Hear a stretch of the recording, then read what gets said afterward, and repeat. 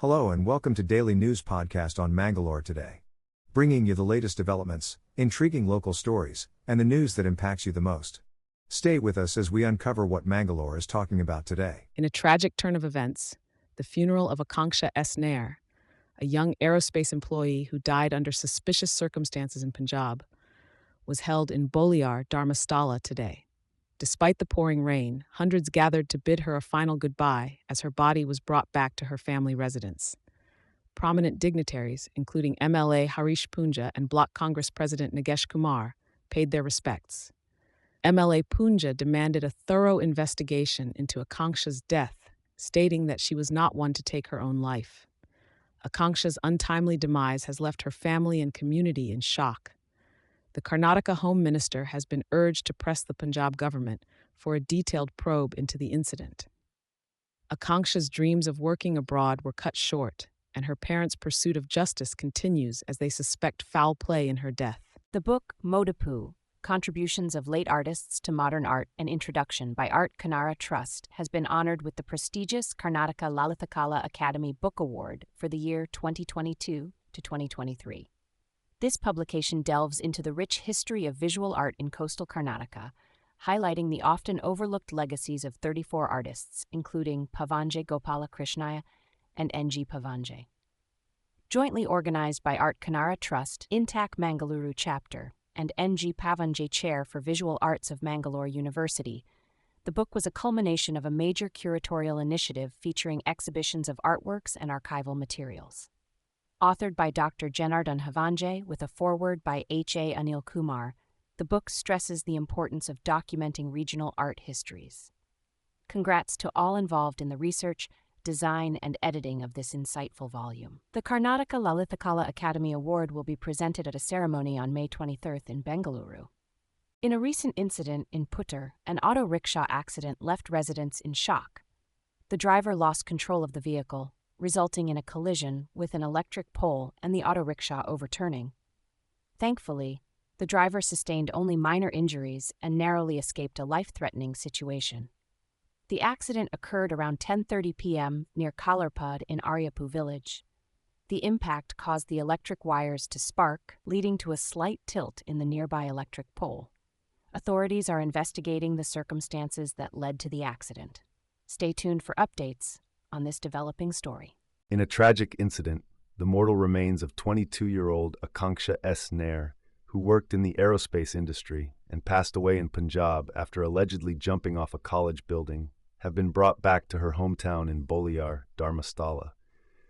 The young woman's body was flown in from Bengaluru and then transferred to Boliar in an ambulance. Akanksha's untimely demise has left her parents, Surendra Nair and Sindhudevi, along with other family members, devastated. Akanksha had visited the LP University in Punjab to obtain a certificate for her plans to travel overseas. But tragically, on May 17th, she reportedly jumped from the 4th floor. In the wake of her parents raising suspicions about the circumstances of her death, a professor named Bijal Matthew, of Kerala origin and employed at the college, has been taken into police custody. Today in Mangalore today, the India Meteorological Department has issued a red alert for 7 districts, including Dakshina Kannada and Udupi, anticipating heavy rainfall. While the situation is predicted to improve for some districts on Thursday, others will remain on orange alert.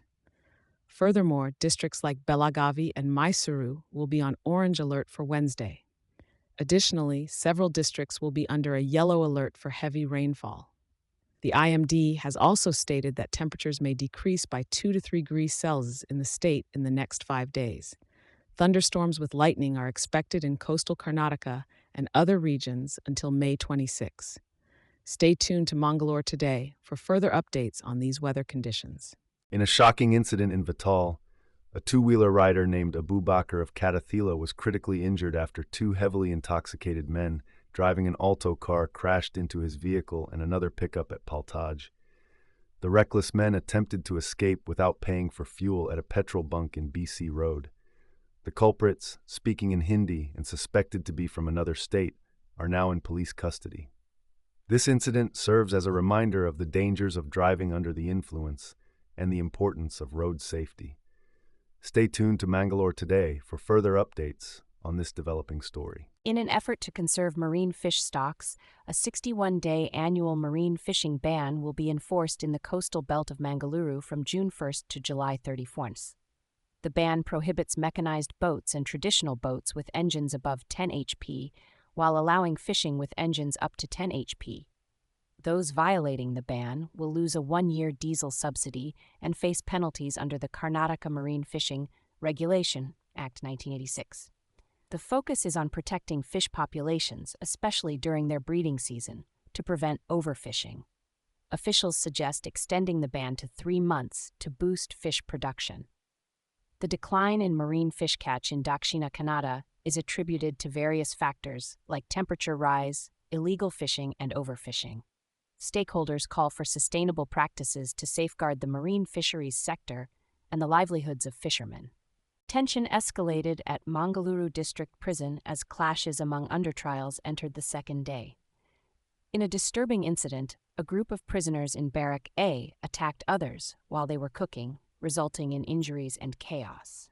The situation worsened as inmates in Barrack B attempted to break open their door and vandalized property, causing around 1 lakh in damages. The damaged included CCTV cameras and a mobile jammer. The injured were promptly taken to Government Wenlock Hospital for treatment. Bark police have filed a case under relevant sections of the law to investigate the matter. The cause of the clashes and the exact number of injuries remain undisclosed. Stay tuned as we bring you further updates on this developing story. Celebrating the success of Operation Sindhura, a grand victory march was organized by the Sindhura Vijayotsav Samiti in Mangaluru.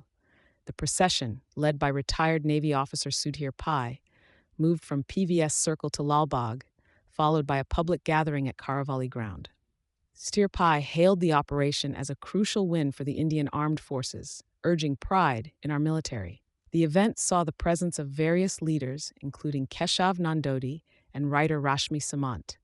Religious figures like Rajshekharananda Swamiji and community leaders like Kaladka Prabhakar Bhatt joined the event. Notable MLAs and BJP District President Satish Kumpala also graced the occasion, showcasing unity and solidarity towards the nation's achievements. In a recent development, the Supreme Court granted interim bail to Associate Professor Ali Khan Mahmoodabad from Ashoka University in Haryana. He was arrested for his alleged social media post on India's Operation Sindoor, the armed offensive against terrorist networks in Pakistan after the tragic incident at Pahalgam.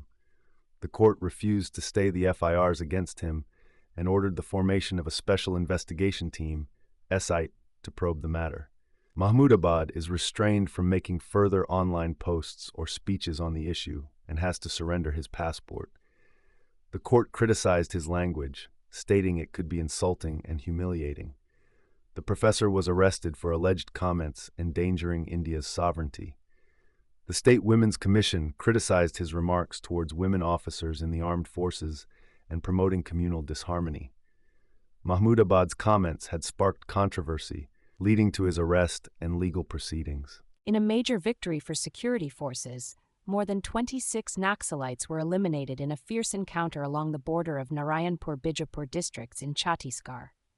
The tragic skirmish also resulted in the loss of life of a brave police supporter, while a police Jawan sustained injuries during the operation. The clash erupted in the dense forests between Abhujmad and Indravati National Park area when a joint team comprising District Reserve Guard (DRG) personnel from 4 districts was engaged in an anti-Naxal operation. Deputy Chief Minister Vijay Sharma confirmed the casualties, highlighting that among the deceased Naxalites were believed to be some top-ranking members. The security forces continue combing operations in the region to ensure the safety of the residents. In a major development today, the Enforcement Directorate conducted surprise searches at various educational institutions allegedly associated with Karnataka's Home Minister G. Parameshwara. The searches took place at Sri Siddhartha Medical College, Sri Siddhartha Institute of Technology in Tumakuru, and Sri Siddhartha Institute of Medical Sciences in Nelamangala, on the outskirts of Bengaluru. The purpose of these searches is suspected to be related to possible irregularities in the funding received by these institutions. Stay tuned, as more details are expected to emerge soon. Tragedy struck Vijaypur as a fatal accident on NH50 near Managoli village claimed the lives of 6 individuals. The victims include T. Bhaskar, manager of Kanara Bank, Gadwal branch, along with his wife and daughter. The SUV driver, Vikas Shivappa Makani, and private bus driver Basavaraj Rathod were among the deceased. The collision between the speeding SUV, a private bus heading to Ballari, and a truck resulted in this devastating accident. 2 survivors, Pravintej and lorry driver Chanabasava Siddhappa, are in critical condition at Vijaypur District Hospital. Police have launched an investigation into the incident as the community mourns the loss of those involved in this tragic event. In a shocking development, BJP MLA Munaratna is facing more legal trouble as he is named in a new IR for horrific crimes against a woman in Bengaluru. The victim, a BJP worker, alleged that Munaratna orchestrated a brutal attack on her at his office, where she was raped by his accomplices and injected with a deadly virus. The woman bravely spoke out, detailing the traumatic events that transpired. Police have registered the FIR against Munaratna and his associates, including Vasantha, Chanakeshawa, and Kamal. The case has sparked outrage, with charges including gang rape, spreading infection, assault, criminal intimidation, and more. Authorities are taking this seriously, with plans to involve the Special Investigation Team due to the severity of the allegations against Munaratna.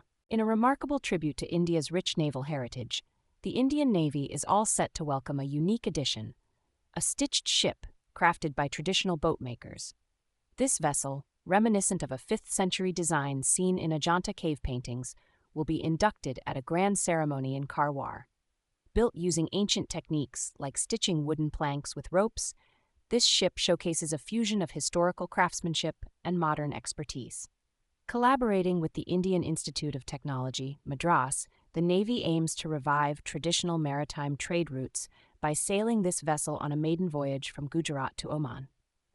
This extraordinary project, a partnership between the Ministry of Culture, IIT Madras, and a private firm from Goa, has brought together archaeological insights, naval engineering, and traditional skills under the guidance of master shipwright Babu Sankaran. Equipped with square sails and steering oars, this ship stands as a testament to India's seafaring legacy, blending innovation with historical authenticity. The successful construction of this unique vessel marks a significant milestone, breathing life into a bygone era of maritime excellence. Renowned writer, activist, and lawyer Banu Mushtaq made history as her short story collection Heart Lamp became the first Kannada title to clinch the prestigious GBP 50,000 International Booker Prize in London. In a ceremony held at Tate Modern, Mushtaq emphasized the importance of diversity in literature as she accepted the award alongside her translator, Deepa Basti. Praised for its vibrant storytelling, capturing family and community tensions, Heart Lamp stood out among 6 global contenders. The annual accolade recognizes exceptional works of fiction translated into English and published in the UK and/or Ireland. Chair of Judges Max Porter lauded all shortlisted titles as thought-provoking narratives offering a unique perspective on humanity. Mushtaq and Basti will share the winning prize money of GBP 50,000 equally. This victory echoes the growing recognition of Indian regional language literature on the global stage, following previous successes by Gitanjali Sri and Perumal Murugan in the International Booker Prize arena. Mangalore today brings you the latest news from around the globe. U.S. President Donald Trump has revealed plans for a cutting-edge Golden Dome missile defense shield system. This state-of-the-art system aims to protect the U.S. against various threats, with a whopping estimated cost of $175 billion. The system, led by U.S. Space Force General Michael Getling, will deploy advanced technologies in land, sea, and space. While Trump touts the system as crucial for national security, Russia and China have opposed the plan, calling it deeply destabilizing. The name Golden Dome is inspired by Israel's successful Iron Dome defense system. Stay tuned to Mangalore today for more updates on this developing story. In a global outreach to brief world powers on Operation Sindoor, 2 Indian delegations are set to kick off their journey today. The first delegation, led by JDU MP Sanjay Jha, will travel to countries like Indonesia, Malaysia, Republic of Korea, Japan, and Singapore. The second delegation, led by Shiv Sena MP Shrikant Shinde, will visit UAE, Democratic Republic of Congo, Sierra Leone, and Liberia. These delegations aim to expose Pakistan's state-sponsored terrorism and its link to global unrest. They will stress India's strong stance against terrorism and call out Pakistan's false narratives. The outreach comes in the wake of India's airstrikes in response to terror attacks and seeks to garner support from international allies to counter Pakistan's misleading tactics on the world stage. Stay tuned as the delegations embark on this crucial diplomatic mission to safeguard India's security interests. And that's a wrap for today. We're thankful for your viewership and invite you to delve deeper into today's topics at mangaloretoday.com. Keep up with the ever-evolving world by subscribing to our channel. Thank you for being part of our day. Good night and stay informed.